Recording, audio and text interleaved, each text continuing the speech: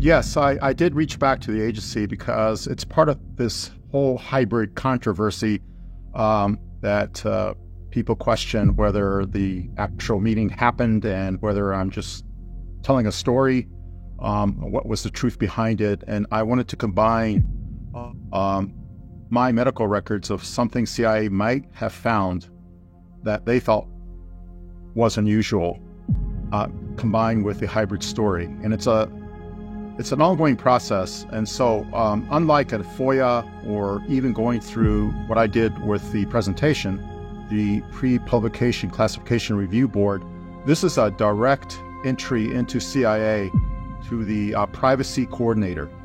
And the privacy coordinator deals with former officers and current officers seeking to get records about themselves in their service with CIA. So I went through that route, and I did get a response back, not my medical records, but they acknowledged that I did request these records, and they are working on it. So that's where we're at right now.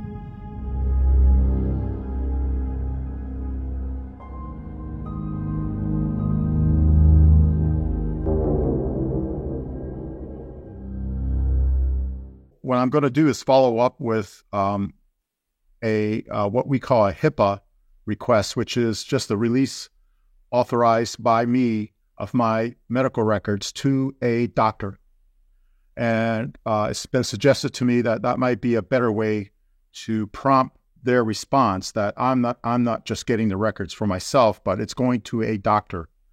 And so it'll be from the Office of Medical Services at CIA to a physician that I know. And so that direct transfer of the medical records to another physician, and then my personal physician that can interact with me, CIA might be more comfortable with that, and that's where we're at right now with that process. The reason why it garnered such interest at CIA, it was basically just a medical visit. I fell down on my back as I was reaching for a Kleenex tissue to take care of a nosebleed. And these chairs have wheels, they roll back, and I missed the chair and did not miss the floor, unfortunately. So I was flat on my back. My coworkers were concerned about that. They called medical services. They put me on a gurney and took me up to the clinic where they examined me. Now, I thought it would be just a routine exam. Understandably, they took the x-ray just to check my spine because I did fall down on my back and everything was fine. But they did say that they saw evidence of an accident or some other major surgery that happened to me in the x-ray. And I go, I don't think so. I never had any surgery whatsoever in my life. I still have all my wisdom teeth. I have my tonsils. Nothing was taken out of me. But they said that, well, this one doctor said that we saw something unusual. And then they treated the nosebleed issue. And so I was lying down and they shined a light, one of these long, examination lights that they can see inside. And they said, oh, have you ever had surgery in your right nostril here? We see something. And I go, no, I never had any kind of surgery whatsoever, including the right nostril. And so they said, well, there's something interesting here. And they looked around a little more and they said, I'm going to get a colleague if you don't mind. He said, fine. And so this one doctor gets a colleague and they come over back and say, well, we have this patient here and would you take a look? And so the second doctor took a look and go, that's interesting. Looks like a surgical site. And I reiterated, no, I've never had surgery there. And then they go off and they'll have a sidebar conference.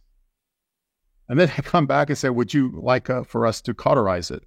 And so they cauterize it. But before they did so, they asked me if I had they had my permission to remove some tissue around it to clean the wound or whatever they needed to do. So they took some tissue around that area. As to what they removed other than tissue, I don't know. But they did remove something, and I don't know what happened to it. And then they proceeded with the cauterization. The fact that the second doctor was called in to do a simple cauterization. Any doctor can do that. And the fact that they had a discussion on to the side, which I was not privy to, raised suspicions in my mind that they found something.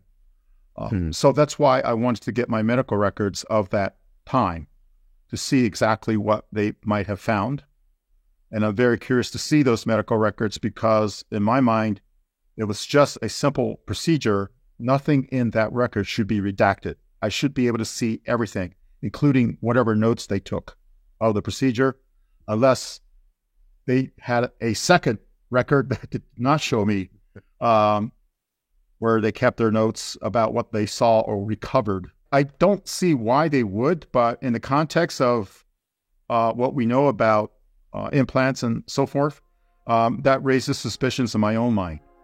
What did they find? Did they find anything of that nature within me? I am confident I will get the medical records. I'll be more confident if they have some assurance that it's going to another doctor. Right. And so I'll go ahead and do that process and just to facilitate their release of medical information.